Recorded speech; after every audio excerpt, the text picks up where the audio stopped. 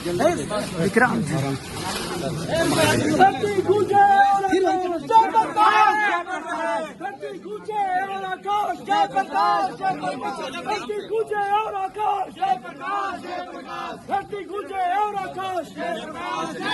संपूर्ण क्रांति जिंदाबाद जिंदाबाद जिंदाबाद।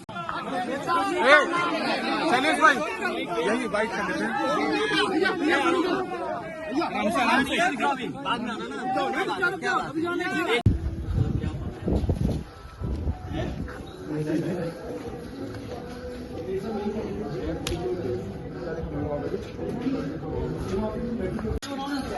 हाँ हम लोग करेंगे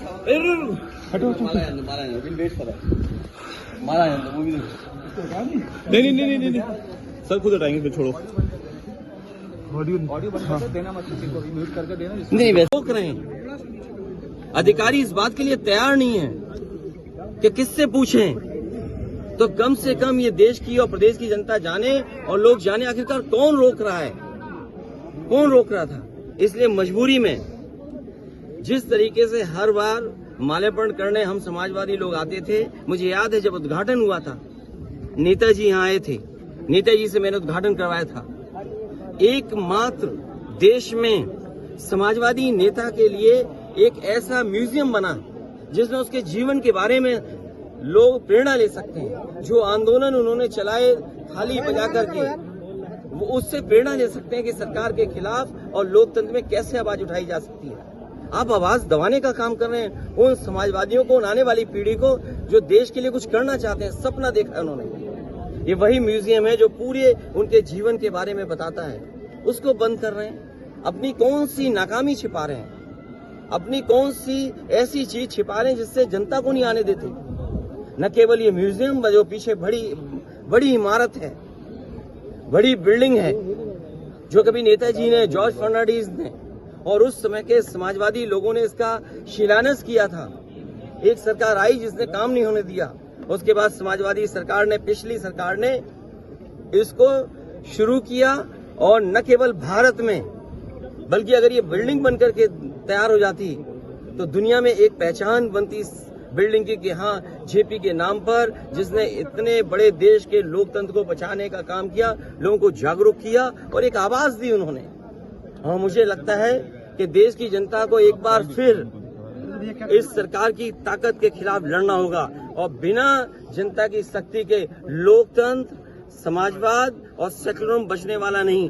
जो आवाज उन्होंने दी थी संपूर्ण क्रांति की, मुझे उम्मीद है कि सभी समाजवादी लोग मिलकर के आने वाले समय में लोकतंत्र बचाएंगे, समाजवाद बचाएंगे, संविधान बचाएंगे और उस संविधान को बचाएंगे जो बाबा साहब भीमराव अम्बेडकर जी ने हम सबको दिया है। और जिस समय बाबा साहब भीमराव अम्बेडकर जी का दिया हुआ संविधान इन्होंने बदल दिया, उसी दिन समझ लें हमारी आजादी भी ये लोग छीन लेंगे। ये ताला लगा करके पता नहीं क्या बताना चाहती थी।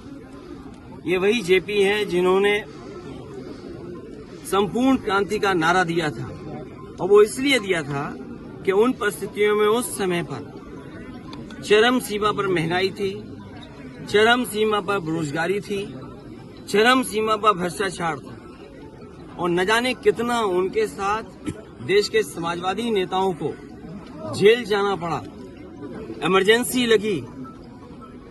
और जिस समय वो पीजीआई अस्पताल में थे, उस समय जो उन्होंने जेल डायरी लिखी, उसमें लिखा कि मैं कैसे सोच सकता हूं एक लोकतांत्रिक देश में इमरजेंसी लग जाएगी। उसमें न जाने कितने लोगों को जेल भेजा गया, कई लोग कई वर्षों रहे और उस पीड़ा को, उस तकलीफ और परेशानी को वो जीवन भर नहीं भूल पाए। लेकिन जो नारा दिया था संपूर्ण क्रांति का, जो जगाने का काम किया था, उसने परिवर्तन लाने का काम हुआ और किया जनता ने। जनता की शक्ति भूल गया।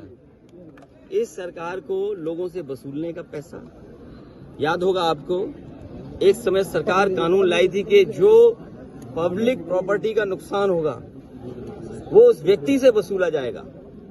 और अभी आपने अखबारों में पढ़ा होगा कि एक सड़क खराब बनी थी, जो दोषी थे उससे वसूलने के लिए सरकार ने निर्णय लिया।